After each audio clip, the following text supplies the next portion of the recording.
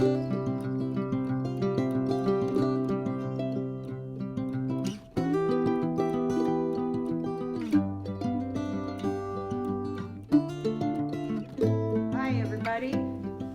we are dehydrating tomatoes that are vine ripe that we bought at the store. It is, what, 2 days after Thanksgiving, and we've decided that we absolutely love, now you're getting ahead of yourself, I haven't told you how to do it yet. I'm testing the knife. Oh, yeah. We're going to to show you how to sharpen knives so that they will cut through everything. We're going to talk a little bit about dehydrators. We have 2 different kinds here. And I'm here with Andrew, and that's what we're going to do today. We are now going to sharpen our knife. Okay? I have this old knife sharpener, which is just like 2 little cylinders, and my favorite knife, this knife is probably close to 30 years old. I love her. Now, you don't need anything really, really fancy. You just need a knife sharpener and a good metal knife.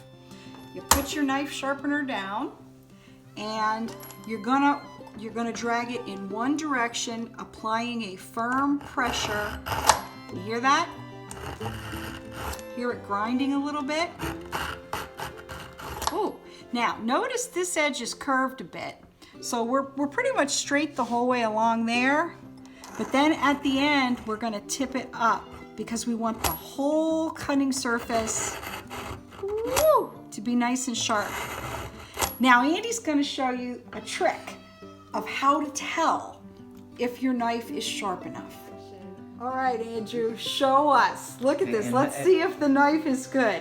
And now here's a simple test to see exactly how sharp your knife may or may not be. This is a good test. Woo! Here's another test. It may not be too well known, but I use this one a lot. As opposed to shaving the hairs off my arm. Okay. Okay, grab your knife firmly but gently. Okay. Leave it a little bit loose. You don't want it. You don't want to be heavy-handed, because a little pressure just allow the knife blade to fall on your thumbnail. And if it comes to immediate halt, it stops.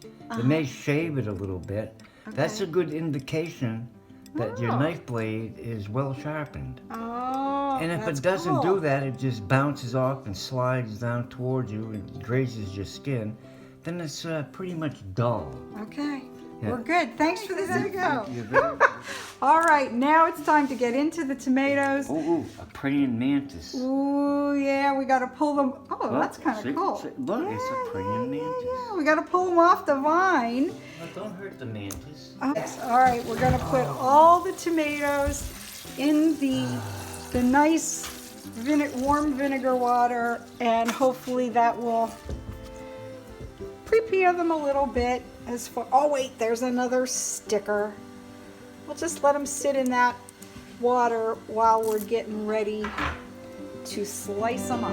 A wet washcloth. Wring it out so that it's not too dry, but not so it's dripping all over your work. All right, and the I feel floor, ya. I got you. All right, show us. What are we supposed to do here? Lay out where you're gonna work. Lay out your said cloth. Oh, but I like it fairly close to the edge of the counter or the table, wherever you're working. All right. And lay your cutting board. If you want to scrape the scraps off and not onto the counter, you have a waste receptacle. Okay. All right. And then any juices, and we're gonna have a lot of juices in a minute. And also, good point, Trin. They'll come out here. The juices will come out and won't get on your table surface. It'll catch out.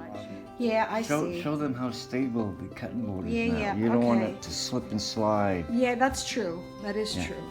All right, thanks, Andy. I have tried to cut tomatoes over the years that I've done this in different ways to experiment, and I find that the best way that I have found is with the really, really sharp knife. Just go right through the center stem part, and then lay them down flat. Now, you're gonna want about a 1/4 inch about 1/4 inch wide slices. And if you've got a really sharp knife, that's pretty easy to do. All right, and the more you do, the faster you get, but you don't have to worry, it's not a speed thing. It's more of a keep the fruit intact, and when you get to the end, it's a little bit trickier, but that's why you have the really sharp knife. So then you see each little piece is kind of self-contained, and you're gonna lay them on your dehydrating tray.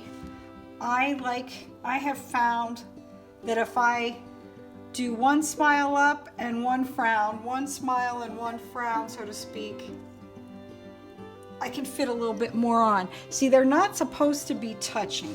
The air is supposed to be able to circulate around each piece in a dehydrator. And they just work way more efficiently. So you can't just throw them on. You have to place them onto your dehydrators. This is a simple one, a little bit less expensive. It just has a heating coil in the bottom. And then it has 5 trays. And it has a top. So let's see, if we put on these tomatoes, okay, the hot air always rises. And if I was to just do one tray, I'd put the lid on, and the lid has this adjustable top that allows a little bit of air to come out or a lot of air to come out. But the air has to come out, otherwise these things would just cook. And what we want to do is dehydrate, not cook. We just want to gently get the water out. Now, I got this at Goodwill for $10. I'm not sure what a brand new one would cost.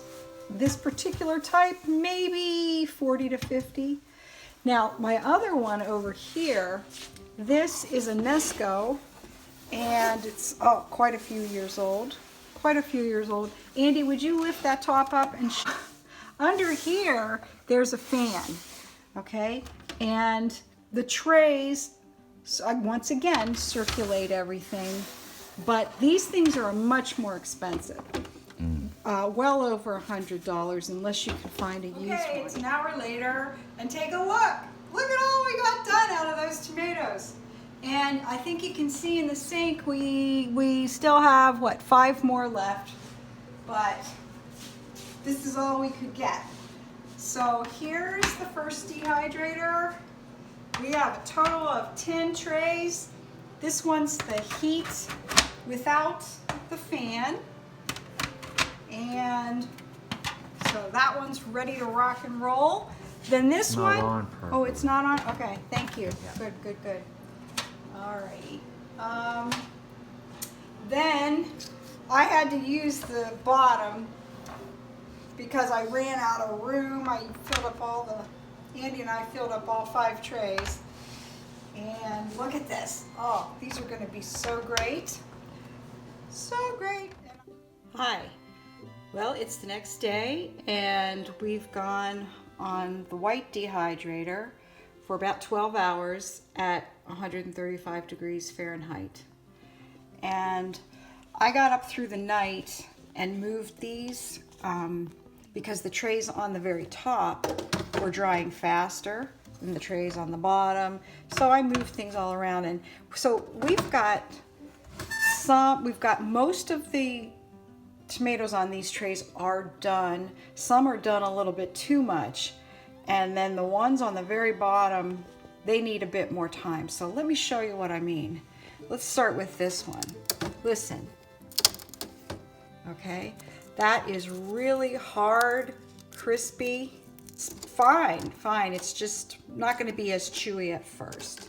Okay, let me see if this one, oh yeah, see that one, just listen, just cracked into like little shards. Okay, so this tray must have been near the top for a long time. These are fine, but they're just going to be a little more crunchy than some of the other trays. Okay, all right, let's see. I don't know where this one was, but let's listen. Oh, I think that's perfect. Oh yeah, look at that flexibility. Oh yeah, I can do bends over completely without breaking apart.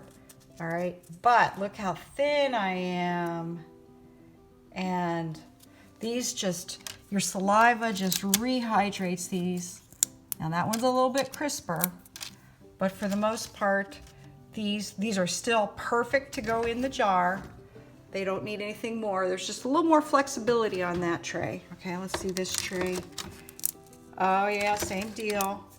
All right, what you're really looking for, ooh, now that one was really, really dry. See, and the reason that even on the same tray you can have different levels is because some of these pieces were thicker than others. Now look at that.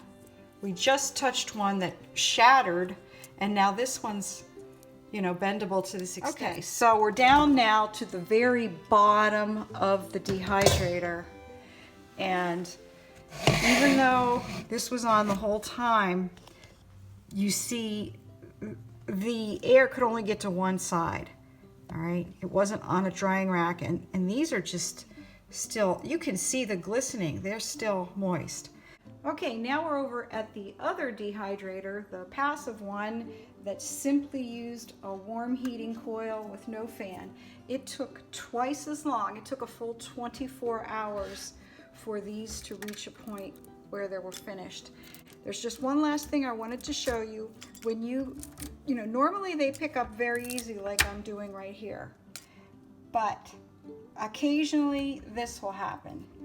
And the thin flesh just forms a little crust. It gets so dried out that it's just like dried Elmer's glue, kind of. And it'll scratch off, or you can soak them off. I just wanted to make sure you realize that those can, when they're pulled off, they can go right into your jar, and that this is a normal thing. If it gets to the point where they're all doing it, then you know you've cut your tomato too thin.